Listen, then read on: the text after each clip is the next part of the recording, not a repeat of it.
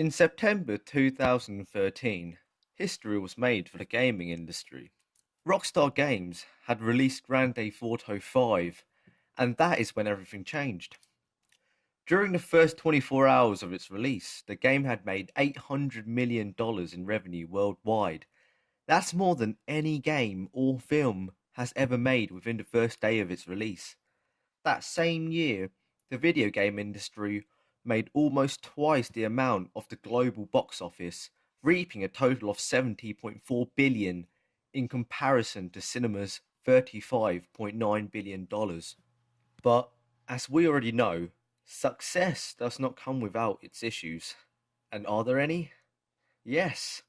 Along with the fast growing pace of the video game industry are its problems, many of which has only sprung up fairly recently.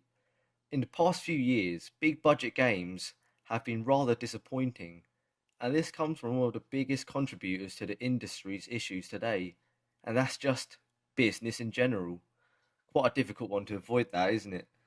Companies are looking to maximize their return on investments, even if that means lowering the overall quality of the product. This is the exact reason why we are seeing developers cutting content from the base game only to be sold as DLC or downloadable content later on for some extra buck. It is also believed that companies are allocating resources toward DLC that would otherwise be in the actual base game itself. Sounds familiar? Yes, this is actually a thing. But looking into that would be a completely different video altogether. So, why would they do this? Quite simple, actually. This is because people tend to buy perception, not reality. We as people are more concerned about peer pressure than we are about our own judgment. Look at cars, for example. This is why people are willing to pay so much more for a car that's only probably a little better just to sit behind a flashy badge. I mean, there's a whole 20 years of research journal paper on it. But the bottom line is branding matters, marketing matters. And it shouldn't come as a surprise by now, but the quality of a game does not determine how much copies or how many copies are sold. It's a factor, but it's not even considered a prominent factor now. Back in 2009, research conducted by EDAR has shown that high marketing spend increases gross revenue of a game up to 3 times that of high reviews. And that was in 2009 when consumer online engagement was still in its infancy. The best way to sell a game nowadays is to just pour a lot of money into marketing. Nothing sells a game like hype and advertising. Game companies do not care about a game's quality as much, as long as the game sells. The head of Activision, for example, don't go home after a long day at the office to play their own games like Call of Duty or Destiny. They're businessmen, so they'll be thinking of ways to generate as much profit from a game as possible. Now, you're probably thinking that this is just a consumer ranting and that the game developers are all sitting on heaps of money laughing. Wrong. Despite this business model, the industry is facing a crisis right now, and it is that same business model that are causing the problems for both consumer and developer. Ever heard of crunch time? Game developers have. Crunch times happen when companies are nearing the end of production for a game and they're really trying to push a product out to meet deadlines. This causes a lot of developers to work extra hours, with 76% of developers working over 40 hours a week, some even exceeding 70 hours, and with only 11% of people reporting to be paid extra for this. There seems to be a status quo floating around whereby game developers are slaving away on long hours and with little to no compensation. So, when does it end? Or is there an end? Not really. You'd think that once a game has been completed, then the crunch time is over and it's finally back to normal working hours. But when is a game completed? As soon as a product comes out, The development team will need to continue rolling out updates and DLC to keep the fans playing and wanting to buy more of that same product, and that only keeps the cycle going. To make matters worse, as if the workload itself is not enough of a problem, a survey has found that because of the recent Brexit, 2/5 of game companies based in the UK are considering relocating out of the country. The primary reason or concern within the industry here is the loss of international talent from EU countries and therefore creating a skills shortage. And in an industry where the workload doesn't seem to have an end, the UK game companies are losing out on talent and fast. Fortunately, legislations and external factors outside of the gaming industry aren't all working against the development of games, or players for that matter. An ongoing problem within gaming now are microtransactions, and I'm not talking about DLC microtransactions, I'm talking loot boxes. What these are essentially boxes that contain in game items that you can buy in game using real cash. What you could get could be an abundance of items ranging from things that you might not care about, like cosmetics, or overpowered pieces of equipment that can really cause for an unbalanced multiplayer experience. It is these items that are at the center of controversy right now, and because you can buy these loot boxes over and over again until you get the items you want, it is essentially classed as gambling. It is from these predatory gaming practices, as they're calling it, that manage to unsettle enough constituents to rile up their representatives, and legislators are now trying to ban this practice, especially to those who wouldn't normally be able to gamble. But how far can this go?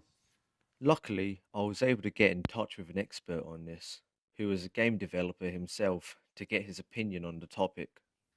Right, so the question is, as a developer, would you say that creating pay-to-win games are mandatory? As obviously it seems that companies would instantly be put at a disadvantage if they don't do this, because most companies do it now, don't they? But when you're like making games, are there any barriers or limits or discussions during a game's production on how far transactions can be pushed before they become too beneficial to the people who spend a lot of money on games, would you say? Look, look, it's well,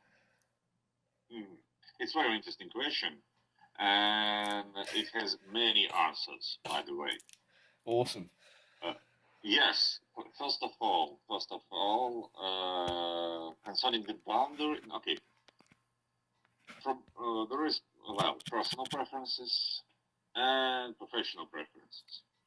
If you speak about personal preferences, most of my colleagues don't like to make pay-to-win games, or not pay-to-win, by the way, free-to-play.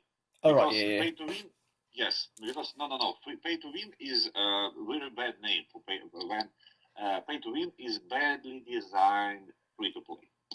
Oh, right, yeah, yeah, that makes sense. Yes. Technically, the game could be pay-to-win, by the way. I will explain you that later. But still, it should be properly designed. First, second, most of my colleagues don't like designing free-to-play games. Yes, they do. They don't. And if they could, they try to design premium. As for me personally, I don't.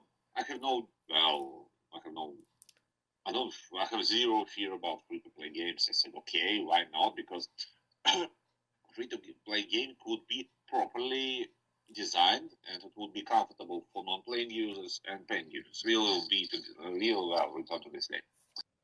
So what he's saying here is that games that are perceived to be pay to win is simply a design flaw, and it is those games that are putting a negative light on anything that the developers do to reward premium users or players, even when it's within moderation. However, he says that his colleagues do not like making games that are too heavily pay to win, and so that means there are developers out there who will overdo it, and because of this, any game with microtransactions at all will therefore be suspected of this evil, and that it is all about finding the right balance. He also explains this further through the eyes of a developer. So concerning So, from personal preference in game creation community, the majority of people don't like making free-to-play games. Some of them don't care, like me, because I totally believe in good design. Oh yeah, that's true. Secondary, That's true. secondary, you say about the free-to-play games, and they perceived as some sort of super evil. But Oh yeah, here's yeah. the People do catch. say that, don't they? Yes, they do. But here's the catch. If the game may be free to play, and it may be so badly designed that it would be simultaneously uh, perceived by players as very pay to win, very demanding, and simultaneously it may make no profits. Oh, so pay to win is just a bad design concept, isn't it?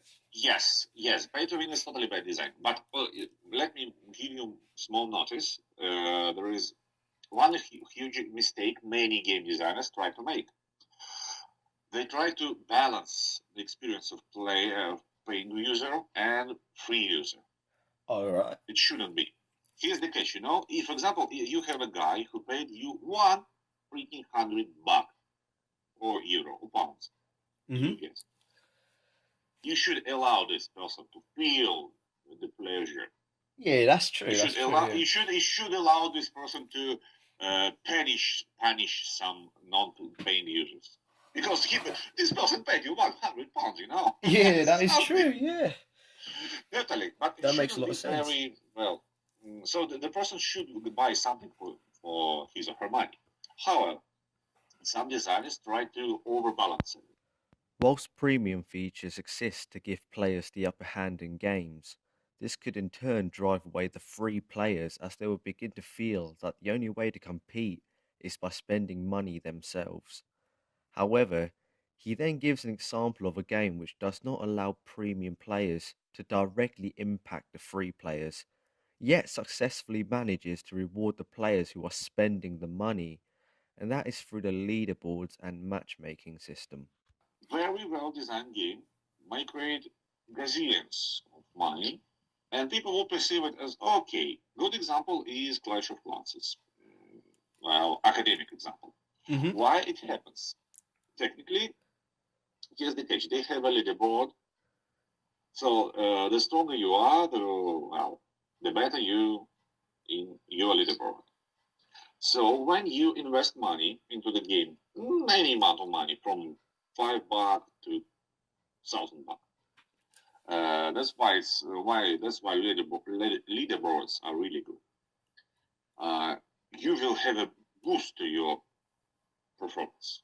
Easily, you can try it in Clash of Clans. For example, play as a free player, then invest $40. You will see the boost. But the more you invest, the farther you climb in on the leaderboard.